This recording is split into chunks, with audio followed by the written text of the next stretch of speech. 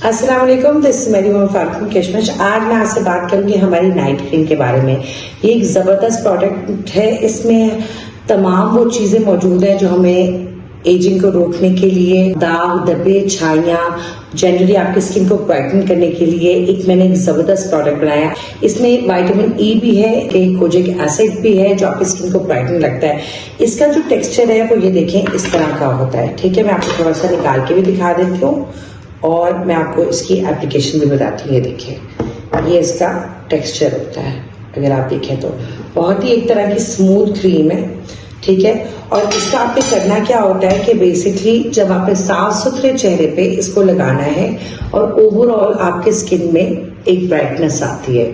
ठीक है, आपकी एजिंग को रोकता है, आपकी स्किन को हर तरह की स्पॉट्स आए होते हैं, सारी चीज़ों को ये चीज़ रोकती है और आपकी स्किन को बहुत बहुत ज़्यादा ब्राइट रखती है।